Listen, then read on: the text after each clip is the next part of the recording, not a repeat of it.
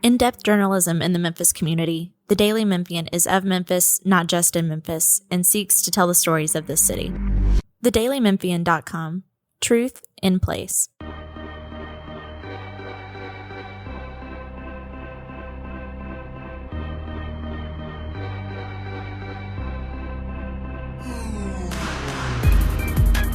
Welcome back to the Daily Memphian's Memphis Grizzlies podcast. This is Drew Hill, joined as always by Chris Herrington.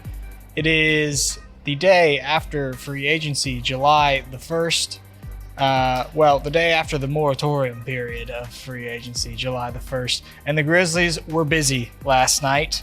They got almost everything that was rumored or expected out of the way right away. I think Shams at ESPN posted about the Grizzlies 8 times in the first hour and 8 minutes of the free agency period starting. We got a lot to get into today, Chris. News on Jaren, Cam Spencer.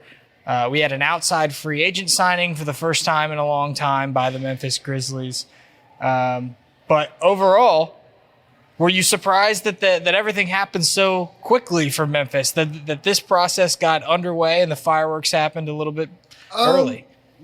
Not entirely. I mean, I thought, as you know, I was expecting the Jaren and the Santi things, to happen, and I thought there was a chance they were going to leak out over the weekend, and it wasn't, because that's re-sign your own free agent, right? A lot of deals like that got reported over the weekend. They didn't wait till 5 p.m. And so I thought that stuff was going to happen quickly, and maybe even before we got to the buzzer in terms of getting reported. Shams was doing those. Nasreed intends to sign a blah, blah, blah. I thought we were going to get an intends to sign on Santi or Jaren maybe. And so the Ty Jerome signing, which we'll get to, that happened pretty quickly. And then the Cam Spencer thing, I actually sort of questioned the quickness of that. Like, I don't know why you're in such a hurry to get him on a guaranteed contract on a roster that's now full.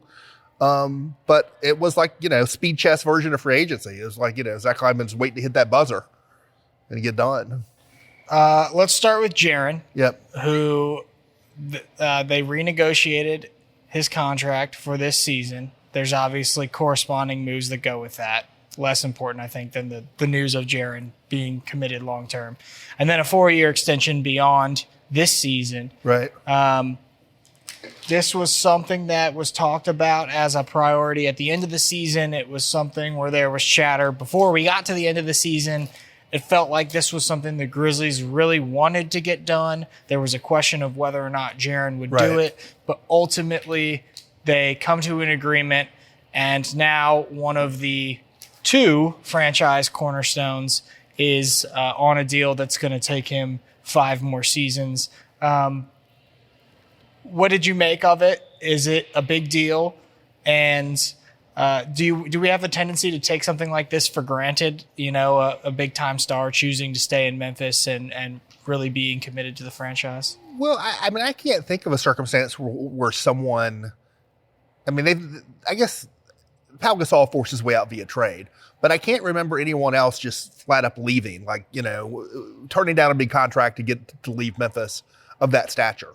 They re-signed, Pau to his next contract. They re-signed Rudy Gay to another contract, Zach Randolph, Marc Gasol, John Morant, on and on and on. That getting players to come has been a problem. Getting players to stay has not been really a problem for the Grizzlies.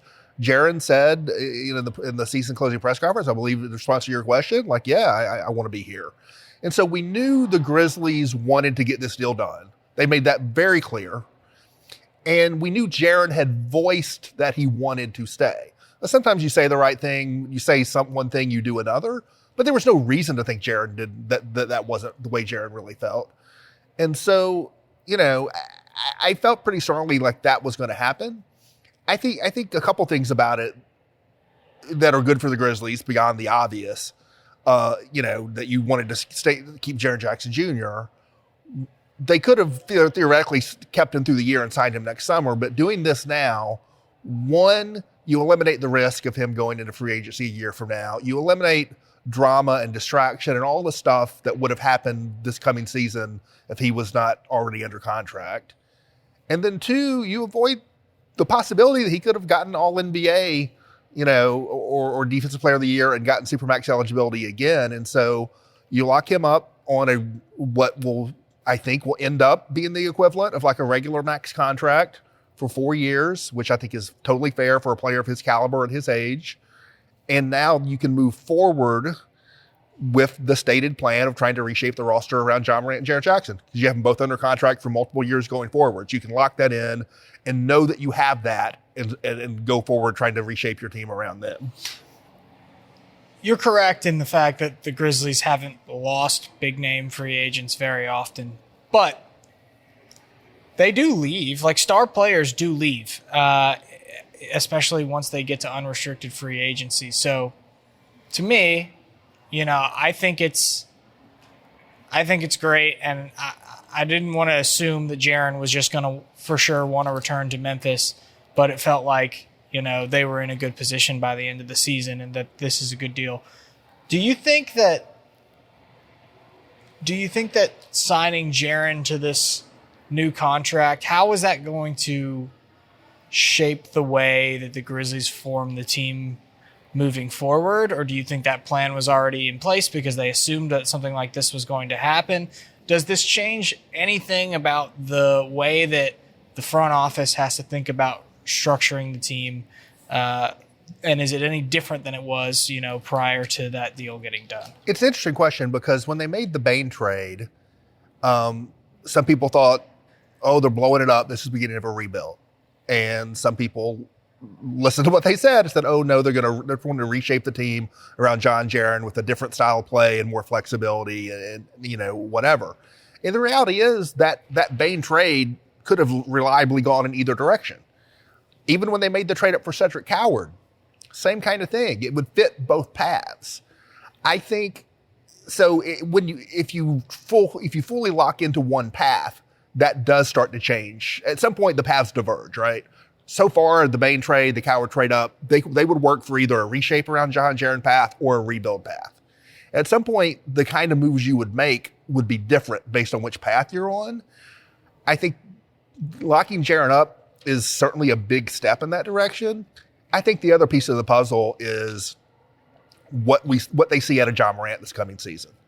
I don't think the fact that they've locked Jaren in is going to mean they're suddenly going to go out and take the rest of their first round picks they got from the Desmond Bane trade and go try to offer them for a quote unquote star, right? To complete the puzzle, the new puzzle with John Jaren. I think they want to see something from John Morant this coming season.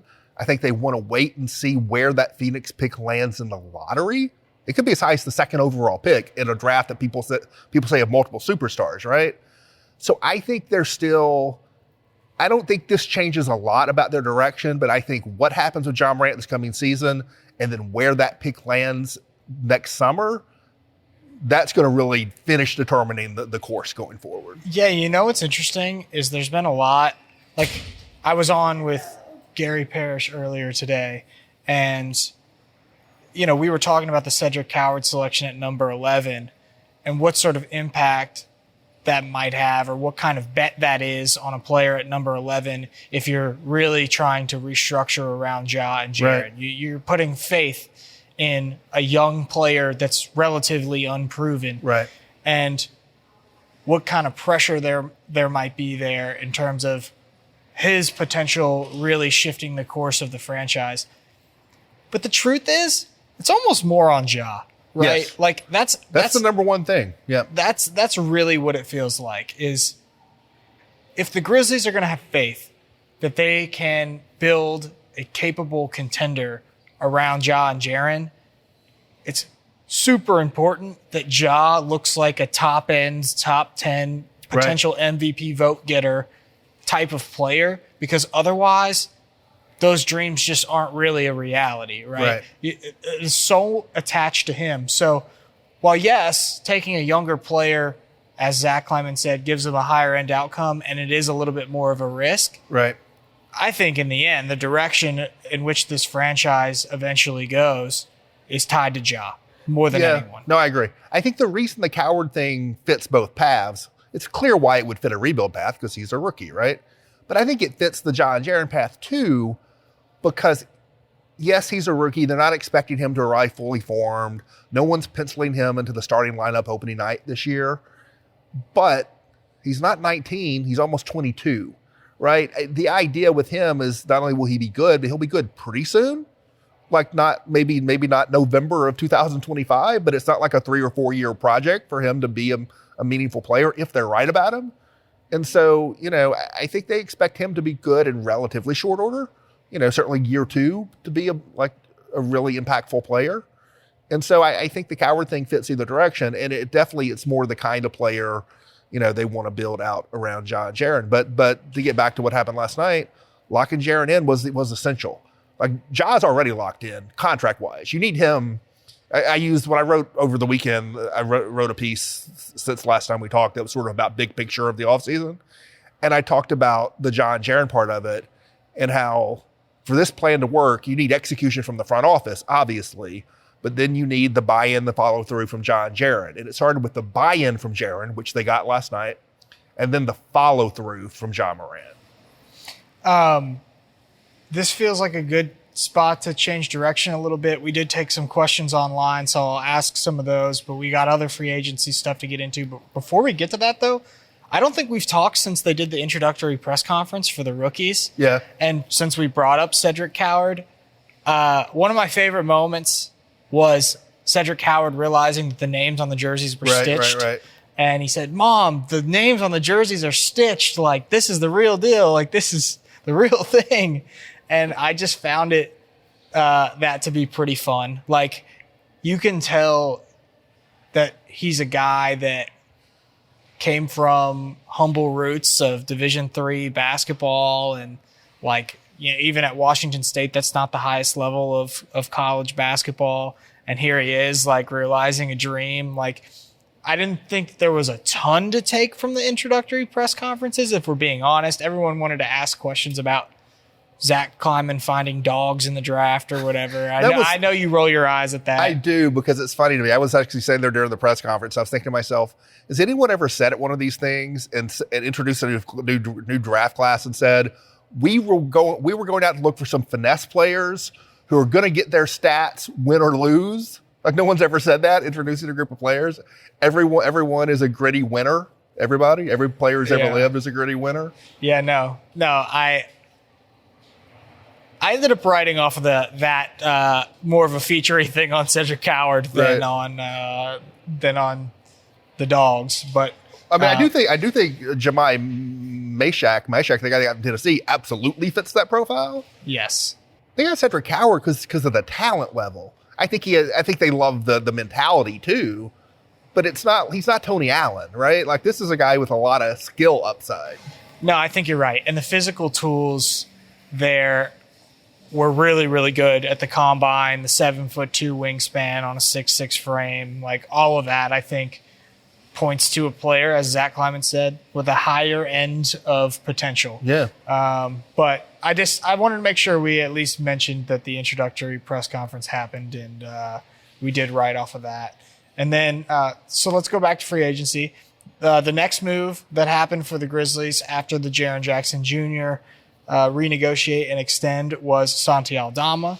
They bring him back for 3 more seasons at a price of roughly $17 million each season. So what did you make of that deal overall? Obviously, that was another situation where it felt like Santi wanted to be back and the Grizzlies wanted Santi back.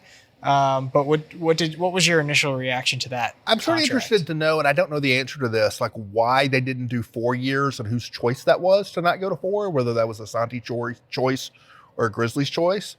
I'll also be interested to find out about the structure of the contract. I strongly suspect it will. Most contracts start at one level and they go up a certain percentage every year. I think this one's going to be reversed, sort of like the last Jaren deal was. It's going to start high and go down. I think they're going to do it that way because they have all this extra space under the cap.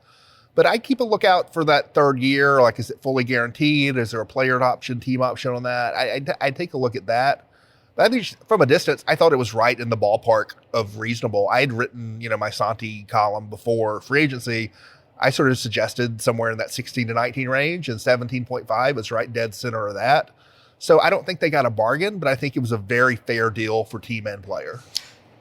that is a tradable contract 100%. in the future as well. So I think there's a tendency to immediately look at the money and say, well, is that player worth that amount of money? And I don't think that that's always the case. Although Santi, pass, dribble, shoot big, who spaces the floor, who's still young. Well, let me make one point about the contract stuff. And so it's higher than the full mid-level exception, right? And I think everyone believed he was going to be able to get at least the full mid-level exception. So you have to go above that. But if it's structured to start high and go down, which I believe it will be, by the time it gets to the third year, it'll basically be the mid-level exception, you know? It'll be the mid-level exception for a 26, 27-year-old 7-footer who's like productive, you know? And so I think it'll be a good deal for the Grizzlies. Every single year, it's Santi's breakout season. And then, and then we get very excited when he, you know, like he did in the opening game against Utah, puts up some huge scoring output. And it's just a matter of, I think, consistency and getting. Well, he was level good of last production. year. Yeah. If he can be what he was last year and be like 5% better, 10% better, he doesn't have to like have some radical transformation to be worthy of this contract. What do you make of the questions about his physicality and his defense? I think it's a legit concern. I like Santi as a bench player. I don't think he's ever a long-term starter on this team. Obviously, you're locked in with Jared Jackson Jr. and Zach Edey. I think they would like to play him more at small forward. It'll be interesting to see if they can get to those kind of lineups. But I do think, you know, I was joking about, you know, we got some finesse players. I mean, he is kind of a finesse player. Now, he's a finesse player who, like, I think has some chippiness to him and he's willing to take big shots. But in terms of, like, physical defense, that's not his game, but that's not everybody's game. Do the Grizzlies have enough physical defense where making a deal like this can make sense? It's a good question. I think maybe we'll get to this as we move forward, but I think there's a size and physicality issue on the roster still. After what happened yesterday, they're pretty small and really small when you take Zach Edey out of the mix. But I think that this wasn't, and this ties into, we'll get to the Ty Jerome stuff. All this ties into that. And this is something I wrote about, you know, over the weekend ahead of free agency. It's become clear to me that they weren't operating on a short-term strategy. We're all in to win a title this year, and they're not operating on a long-term strategy. We're blowing it up and rebuilding.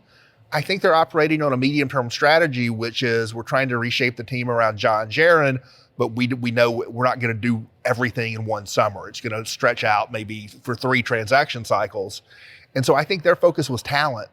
They're trying to find the right fits in terms of defense and the style of play they want, but they're also trying to, like, you know, to get talent on the books that's going to be talent over the course of multiple seasons.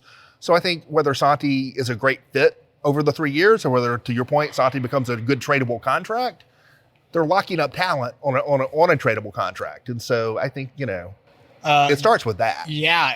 And good players on good deals are assets, right? Like, you know, and if by the end of this Santi contract, he is a mid-level exception priced player and, you know, and is still valued because he's overperforming that price, then I think that's, you know, depending on your direction, a really good tool to maneuver.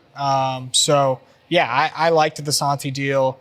I also I know there's a lot of people frustrated with sort of the way that it went towards the end of the season, but it's undeniable that Santi Aldama has gotten better as a player with the Grizzlies, and he is still just 24 years old. You don't find players with that skill level very often, so there's still real potential that he could grow even more and get even better and be a better piece for this team, in my opinion. He didn't wilt. When they were going down swinging in game 4 against OKC, I think he had 23 and 9 in that game. Like, he went down shooting. He's a guy who's made shots in big games, in playoff settings and international competition settings. A small thing that I like about him is he can play above the rim. I think probably Cedric Coward will add to this, but like, I want more guys who can catch John Morant's lobs on the team. Not a lot of those. The guy they get that the room reception we'll talk about. Santi can throw him and catch him. That's a big plus. That's right. Santi, Aldama, John Morant, 2-way lob threats. So I think that athleticism and that that offensive ability and that versatility to play in different lineups and different positions, you shouldn't be in the business of losing good young players. The next piece the piece we'll spend the shortest amount of time on, Cam Spencer. Cam Spencer added to the main roster, 2-year deal for him. Something we all expected. And if you listen to what Zach said at the end of the season, he likes Cam. So, a back end of the roster addition here. Yeah, but I don't understand why the urge to do that the second the clock started, because this team has a roster spot issue. And especially if you knew you were going to sign Ty Jerome, who we'll talk about, Ty Jerome's like a better version of the same player. So now you've got all these small guards. John Morant, small, like 6'5" and under. John Morant, Kentavious Caldwell-Pope, Ty Jerome, Scottie Pippen, Vince Williams, now your fifth guard. And now you've got Cam Spencer and you've got John Conchar. You have all these smaller players and your roster is completely full.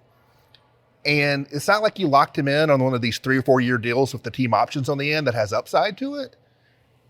To me, like, given the lack of size on the roster and the need for size, I don't know why you lock that roster spot up now instead of keeping it open for a little while to see if you can find a better use for it. I don't think someone was coming with a major offer sheet for Cam Spencer. No. But I think they have a tendency to fall in love with guys they draft, right? And sometimes it works out and sometimes it doesn't. And then lastly, but certainly not least, the addition of Ty Jerome.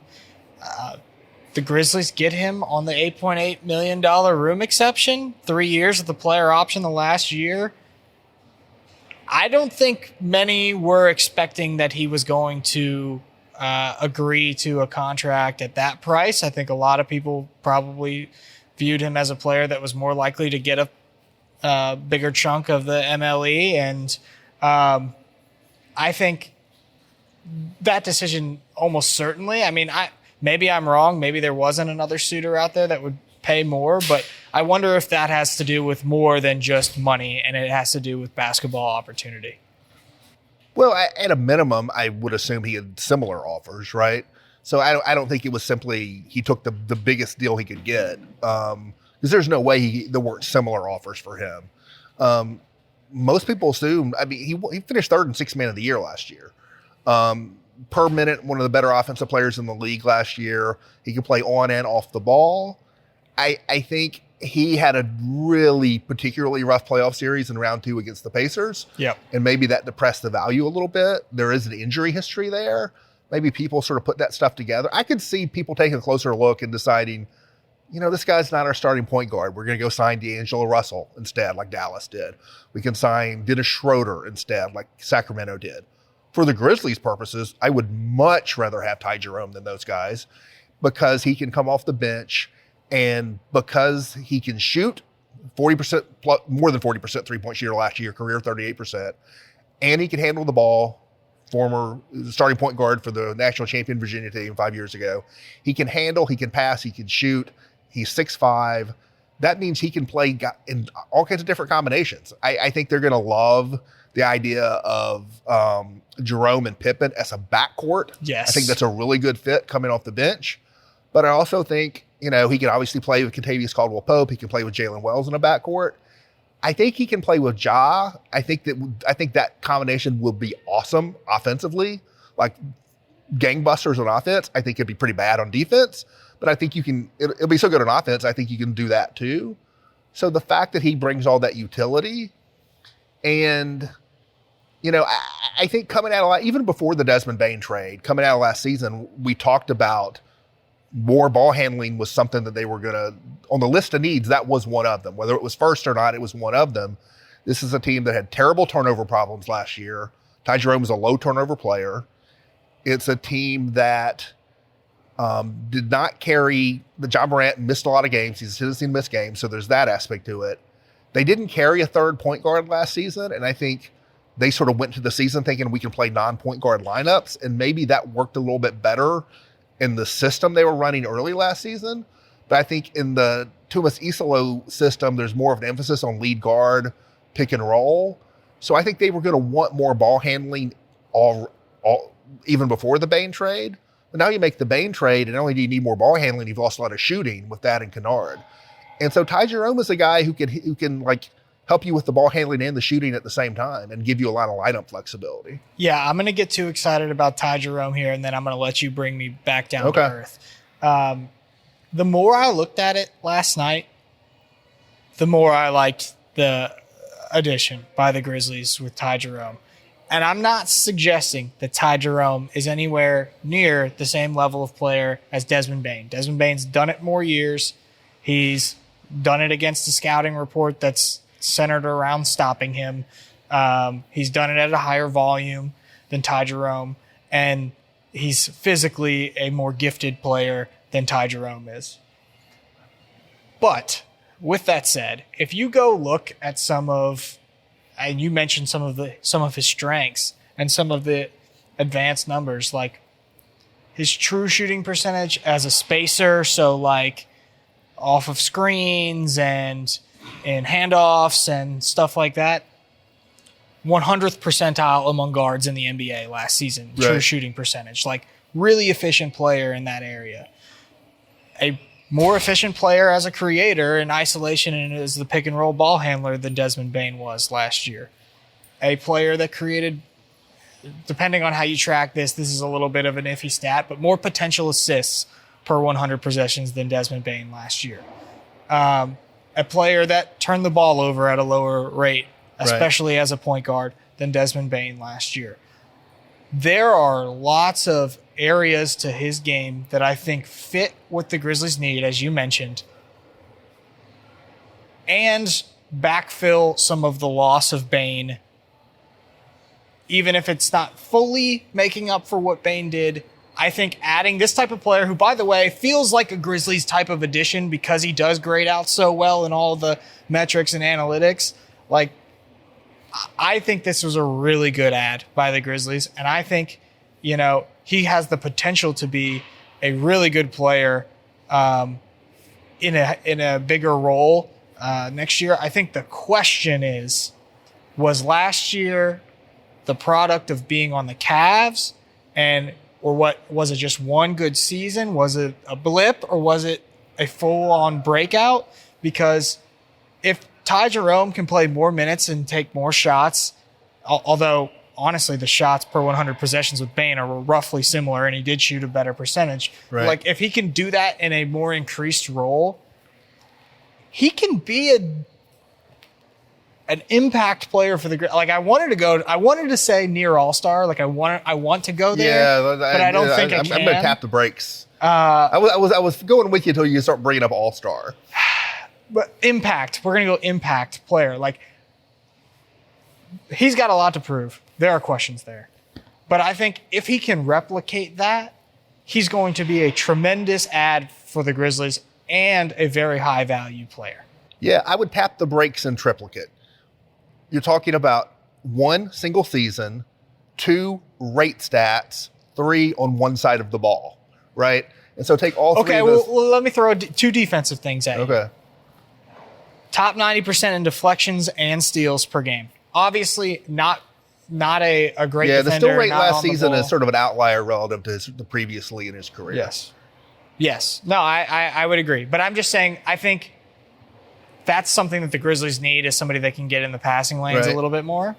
So, you defensively, not as good of a player as Bane, a downgrade for sure, but may do that one thing better. If the Grizzlies get the same Ty Jerome that Cleveland got in the regular season last season. Or the first round of the playoffs. Right. He was good against Miami in the first round of the playoffs. If they get that Ty Jerome for the next 2 seasons on this room exception deal, it will be a huge bargain for the Grizzlies, so much so that they won't get him for a 3rd year, or if they do, they'll have to pay more for it because he's got a player option in the 3rd year of this, right? But if they get that Ty Jerome, it'll be a great deal for the Grizzlies. And I like the deal. I think it was. When I looked at Ty Jerome in terms of the Grizzlies free agency, and I just didn't entertain it because I was like, this guy's not signing to Memphis for the room exception, and they can't pay him more than that, so let's move on, right? I just didn't think it would happen.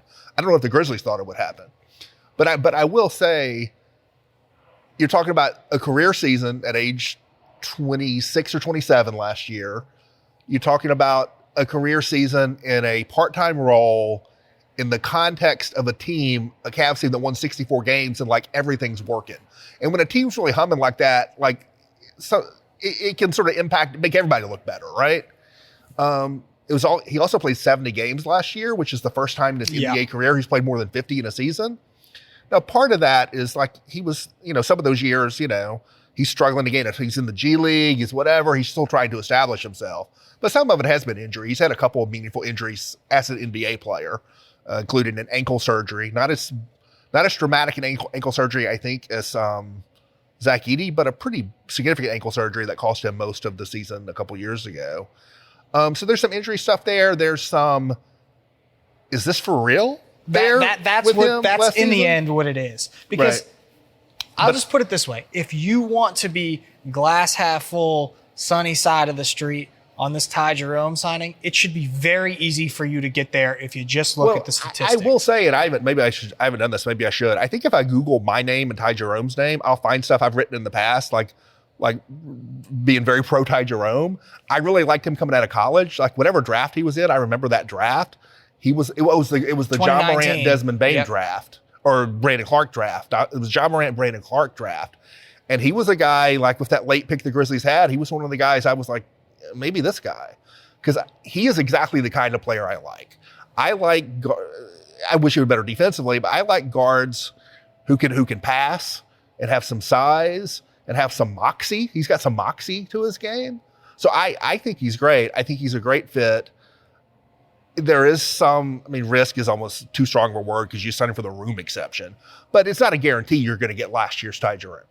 But if they get last year's Ty Jerome, bargain, absolute bargain. And someone who really, I think, fits the style of play. Yes. And gives them a lot of lineup utility. I think that there's been some, I don't know if it's confusion or debate between how he fits in the backcourt. Right. I think he's definitely a much more natural fit to play point guard than Scottie and Desmond Bane were. Oh, yeah. No, especially Des. Scotty's going to benefit from this. Scottie fits a position defensively more than offensively. Scotty's got point guards. Jerome is more of a sure hand, more of a playmaker. And so that's why I think that's a good fit together in the backcourt, because Scottie will guard the quicker guy and Ty Jerome will handle the ball and run the offense more. And Scottie Pippen can play off and shoot too. So I think the Ty Jerome, Scottie Pippen backcourt works right. I made this comparison earlier this morning on radio with Jeffrey Wright, and I hadn't thought of it until it came to me on the fly when we were talking. And there was a stretch last season during the regular season, the best stretch Luke Kennard had last season, right? There was a stretch in the middle of the season, maybe it was around the trade deadline, where he got really aggressive, not only shooting, but ball handling, and was playing great for like 2 or 3 weeks, right? And in addition to putting the ball on the floor, getting into the lane, using the threat of his jump shot for that, he was also making plays for other people. And I remember talking to Luke in the locker room after one of those games and asking him about some of the pick and roll stuff he was doing with Zach Edey. He was setting up Zach Edey around the rim much better than Scottie Pippen was, right? This is when Luke Kennard had taken over sort of that backup point guard role from Scottie Pippen. And he said, yeah, I've developed a good rapport with Zach, and I sort of know where to find him. The way Luke Kennard played for those 2 or 3 weeks, when he was like dropping threes and getting into the lane and throwing lobs to Zach Edey, that's the way Ty Jerome's going to play every night. You know? Get ready for the floater game to come back to the Memphis Grizzlies. No one took more floaters in the league than Ty Jerome did last year. And like even the shot profile, the Grizzlies shot, I think 29% of their total shots from the short mid-range last year. Ty Jerome, 30% from the short mid-range last year. Like, I think he's just an awesome fit all around for the team. All right, let's take some questions before we get out of here. I did pose the question on Twitter and on Blue Sky, and we got a number of different responses. So there's a lot of questions about bigs. Yep. The Grizzlies did not add a big in the draft. So far, they've not added a big. Yep. A new big, I should say, in free agency. What do you think comes next for this team in terms of front court depth? Will they just sit where they are right now, or do you think that they could trade or sign a minimum deal? Well, right now, they don't have roster spots. They have too many players. They have 16 players under contract right now on a 15-man roster. All indications are they're going to do some kind of buyout wave stretch somewhere in that genre of stuff with Cole Anthony to clear the space to do the Jaren deal, which, by the way, has not happened.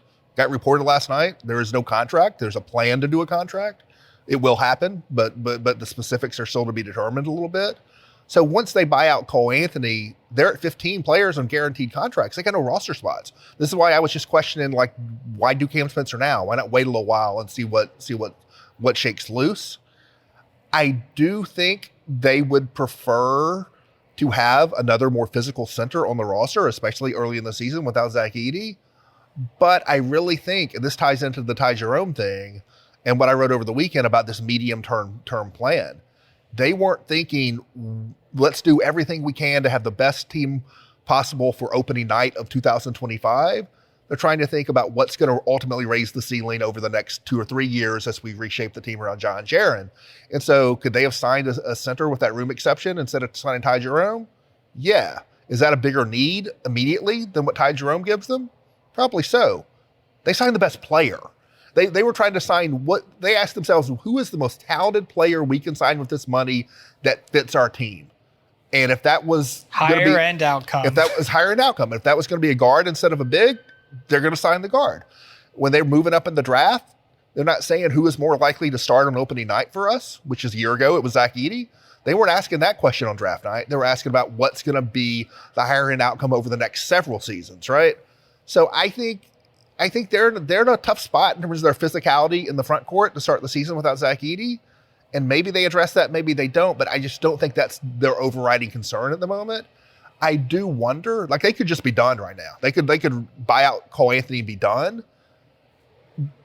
But they could free up a roster spot and try to add a big, but it's sort of interesting to try to decide what that would be, right? Like, you just signed Spencer, you're not going to cut him. You could cut Jay Huff or trade Jay Huff to free up a roster spot, but like he's already a center. You're flopping one for another. They might do that if they just like a different look, a different kind of big. The Conchar thing is obvious, but at this point, because you didn't have to move Conchar to free up the space for Jaren, they'd probably rather have that contract at the trade deadline than try to just get off of it now to add a big. So I don't know. What do you think? I'm with you. I think that they shouldn't feel the need to necessarily feel like they have to go out and do it right now if the goal is... I mean, you heard Zach Kleiman say it at the end of the season. We're not one player away. That's right. Right? You heard him say it at the end of the season, then you actually heard him say it again after the draft. Yeah. And again, they're not one center away from surviving or from finishing first. If they had signed Clint Capella instead of Ty Jerome with that room exception, Clint Capella probably would have started for a month, whereas Ty Jerome will come off the bench for a month. But he would not have added more value to the team, over the course of a 2 or 3 year deal. There are questions about which centers could be available on a minimum contract if they were to go that way. My guy Jericho Sims signed today. There's not much out there. Charles Bassey, he's still out there? That's a guy I've thought about. I wonder if he has two-way eligibility, if no one signs him, if that's a guy. That is a mechanism they still have. They have 1 or 2 two-ways they could use. And we talked about this in the draft, right? You should probably need to get a big on one of your two ways. So I think at the minimum, they should be looking for a center they think could give them emergency minutes they can put on a two-way. Do you think there is any chance of a Morant extension or reworking of his contract a la James Harden? Seems like he's going to remain a cornerstone of the franchise, and these new assets further prove it. I'm going to turn that over to you. I'm not certain that is going to get done this summer. I'm not entirely ruling it out, but if they already had all this other stuff lined up, I wondered if they would already have that lined up. Right. And sort of what they've done in order to navigate the team this upcoming season that we talked about. And we talked about those 2 different pathways earlier on this podcast of Ja has, in order for this team to reach championship contention again, Ja has to go back to 21, 22 version of himself where he got MVP votes and be that level of player. are the Grizzlies super confident right now that that's for sure happening? Right. If that answer is yes, then I think you do go ahead and give them the extension. But that seems less likely now than maybe it did 24 hours ago. It's one thing to give a guy an extension when he has 1 year left on his contract, right? And you get ahead of that free agency. That makes all the sense in the world. Even 2 years, right? Ja Morant's got 3 years left on his current contract. So to me, if I'm the Grizzlies, I would not be in a rush to do an extension with him.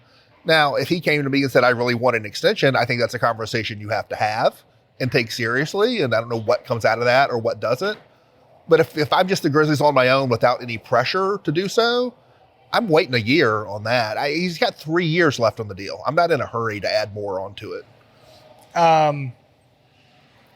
Who are you going to be paying attention to at Summer League? We have a question like this. Well, we don't know if Cedric Howard's going to play. That one is the one that's the mystery. Yeah. They haven't ruled him out. They haven't put out a roster at all, have they? Officially? No, not yet. Is Gigi going to play? The fact that Gigi was there in the building for the rookie press conferences made me think he's probably going to be on the Summer League team. I think he said at the end of the season that he expected to play. But Jalen Wells wanted to play right. as well, although I don't feel like I need to see all that much more of him. If Coward's not playing, my level of intrigue is definitely lower than it normally is. If Coward's playing, I'm super intrigued. I think with Meshack and given his positioning, I'll be interested to watch him because it feels like there's a two-way spot that's going to be open, and he'll probably have an inside track to try to get it. But he probably is hoping he to and play Zion well. Pullen are both playing for an opportunity in Summer League. That's true. Yeah, so those two I would also say. Here's a question from Blue Sky. If KCP and Wells are on the floor at the same time, who's the 2 and who's the 3? I don't know KCP as well. What's the difference in their game? Wells is a little bit taller, so he will be called the 3, and KCP will be called the 2. But at some level, basketball is not rigidly positional, right? They're sort of interchangeable. I do think that's the likely starting wing combo to begin the season. And I think in that formulation, you would call Caldwell Pope the 2 and Wells the 3. But really, it's a matter of who's guarding whatever. And I do think Wells is better defensively guarding down, so it wouldn't surprise me if there were some situations where you did that. I think that's it. I think that's all we've got. All right. All the other questions, 75% of the questions were about if the Grizzlies are going to add bigs. And I think we've addressed that as best we can. They might. It wouldn't surprise me if they did, but to me, it's coin flippy at this point. Yeah. Well, I will be headed out to Salt Lake City this weekend for the start of Summer League. Chris is headed back home. Yep. And I'm sure you'll be watching all the games on TV. I'll be trying. Yeah. And I will be trying to get to know some of the rookies, some of the young players, and the new guys out there in Las Vegas. Make sure you are checking back to the Daily Memphians website for all of the coverage that we have from Las Vegas, and I'm sure we will be recording some sort of podcast while I'm out of town. But until next time, for Drew and for Chris, we're out of here.